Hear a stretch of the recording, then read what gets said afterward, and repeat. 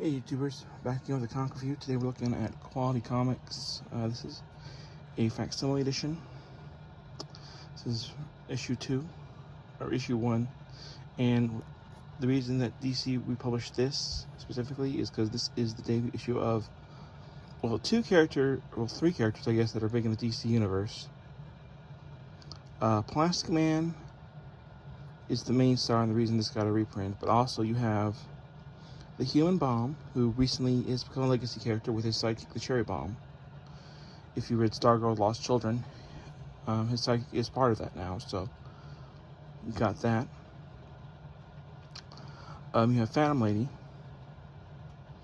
who is part of Uncle Sam's crew. And you have, of course, Firebrand, who is, I think, his cousin or sister or someone has taken up the mantle, and yeah, so this is, Firebrand is the cover star, but he's not the main thing here. Is Plastic Man. We also have the Mouthpiece, and this is an anthology comic, as most comics in the Golden Age were. So the first story here is kind of Firebrand's story, but it's not his origin story.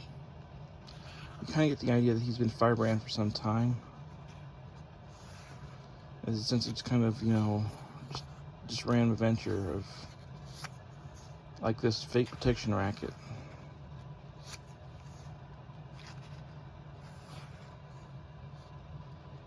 And really is the diamond smuggling thing. And he calls himself that because he leaves this torch. He doesn't have actually fire powers. I think the next person who takes the mantle of Firebrand does. Next is 7-Eleven. I think it's 711, but I always call him 7-Eleven, like the store. And he is an attorney who subs in for his friend because I guess he's this two-time loser, and apparently his plan is, after make sure that his wife has their child and everything taken care of, he's going to switch back with his friend who's the DA. But apparently, I guess they know it's the person he's subbing for, so I don't know why they don't release him. But I guess something happens and they don't realize that that's him, so he digs out and he decides, I'm kind of useless. He just thinks the whole world's forgotten about him. Which, how long was he in jail before this happened? I don't understand the timeline here. But he decides that he's going to fight crime, and essentially becomes, like I said, apparently he somehow broke out of jail long enough to get these custom cards made. And he becomes 7-Eleven. I like calling him 7-Eleven. It may be 711. I just like 7-Eleven better. And then we have Super Snoopper, who's kind of like this detective comic character. Funny character. And then we have Eagle Evans, and it was this pilot character fighting a knockoff Iron Sheik.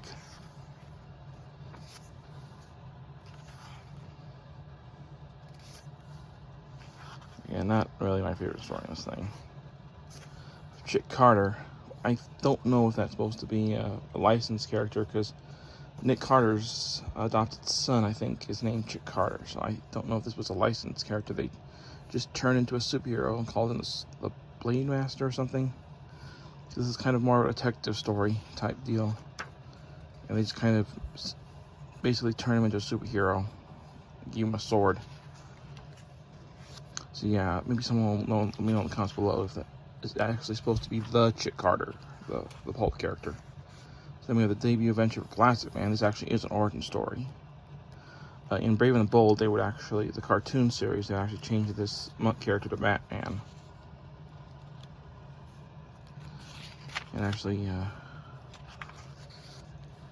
changed that. But yeah, for a lot of these stories, it was the comedy stuff would happen, but that wouldn't really come until later. Then you have Steel Cabin. He doesn't wear a costume. He's kind of a bad guy turned good type thing. So he's a lot like E.L. O'Brien, but he doesn't have the superpowers.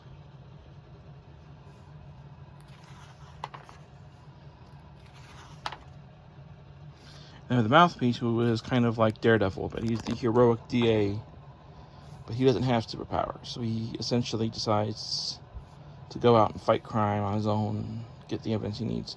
The reason he's called the mouthpiece is because gangsters in the 1940s were saying, yeah, I ain't talking to you cops till I get my mouthpiece, see?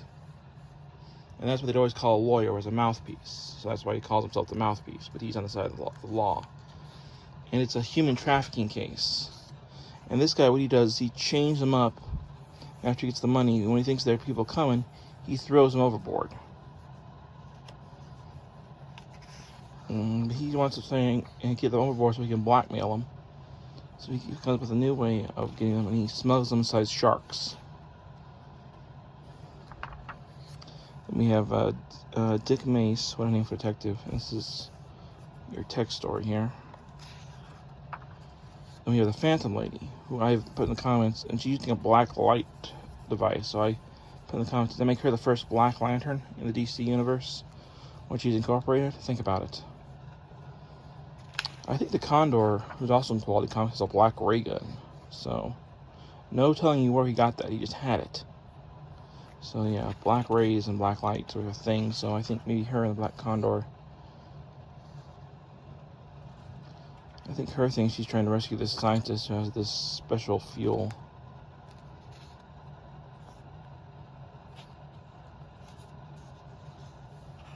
I mean, that's the next story I got this one. And then we got the hillbilly character, who's sort of a comedic character.